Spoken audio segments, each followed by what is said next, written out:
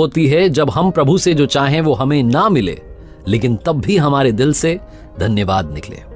नमस्ते दोस्तों, मेरा नाम है आरजे कार्तिक। एक छोटी सी कहानी सुनाता हूं भगवान के प्रिय भक्त की, जो मंदिर में जाता था, पूजा अर्चना करता था, भगवान के बड़ा करीब था। एक दिन उसने भगवान से कहा कि भगवान, आप कब तक यहां मूर्ति बन के खड़े रहेंगे? आज आप जरा घूम आइए, आपकी जगह मैं खड़ा हो जाता हूं, अगर आप मुझे आज्ञा दें।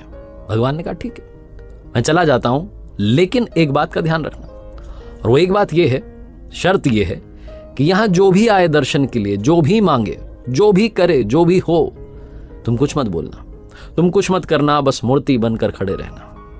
मैंने सबके लिए प्लान बना रखा है, योजना बना रखी है, सबका काम कर दूंगा, तुम कुछ मत बोलना। भक्त ने कहा ठीक है, जो आज्ञा। भगवान चले गए, भक्त वहां मूर्ति बन के खड़ा हो गया। भक्त आते रहे, जाते रहे दर्शन के लिए। एक व्यापारी आया, प्रणाम किया, प्रणाम करके जब पलटा तो उसकी पॉकेट में से, उसकी जेब में से पर्स गिर गया। व्यापारी ने ध्यान नहीं दिया, वो चला गया। व्यापारी के जाने के बाद में एक गरीब व्यक्ति वहां आया, भगवान को प्रणाम करने लगा और गिड़गिड़ाने लगा, कहने लगा कि भगवान, मेरे घर में खाने के लिए कुछ नहीं है, बाल बच्चे भूखे हैं, कुछ कृपा कर दीजिए, कहीं से पैसा मिल जाए। ये बोल करके, प्रणाम करके जब वो पलटा तो उसे वो पर्स दिख गया। उसने पर्स उठा लिया, भगवान को फिर से प्रणाम किया, दंडवत प्रणाम किया, कहने लगा आपकी तो कृपा, आपका चमत्कार है, और खुश होकर के वहां से चला गया। ये सब वो भक्त देख रहा था जो मूर्ति बन के खड़ा था और सोच रहा था क्या हो गया, चोरी करके ले गया।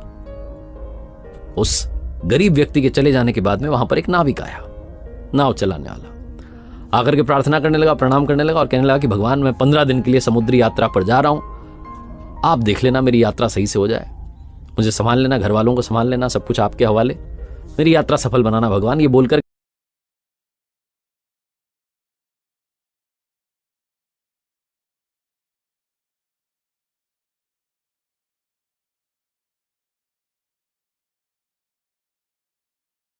उसने प्रणाम किया और जब वो पलटा तो पीछे पुलिस खड़ी हुई थी। वो व्यापारी खड़ा हुआ था जिसका पर्स गिर गया था। वो आरोप लगा रहा था कि इस नाविक ने वो पर्स चुराया क्योंकि मेरे बाद में ये आया है। पुलिस वाले उस नाविक को पकड़ करके ले जाने लगे। वो नाविक बोल रहा था कि अरे मैंने कोई पर्स नहीं देखा, ही नहीं मैंने तो कोई पर्स, लेकिन पुलिस वाले सुन नहीं रहे थे क्योंकि व्यापारी का आरोप था। तो उस नाविक को ले जाने लगे, तभी वो भक्त जो मूर्ति बन के खड़ा था वो कहने लगा कि अरे इसने नहीं चुराया है, इससे पहले गरीब आदमी आया था, वो चुरा के ले गया, उसके घर जाओ, मिल जाएगा अभी। पुलिस वाले पहुंच गए उस गरीब आदमी के घर, उसके घर से पर्स मिल गया, उसको पकड़ के ले गए, जेल में बंद कर दिया। नाविक जो था वहां से चला गया। शाम में भगवान आए। भगवान आए तो उस भक्त ने उनको सारी बात बताई कि भगवान आज ये सब हुआ। भगवान ने कहा मैंने तुम्हें क्या शर्त बताई थी?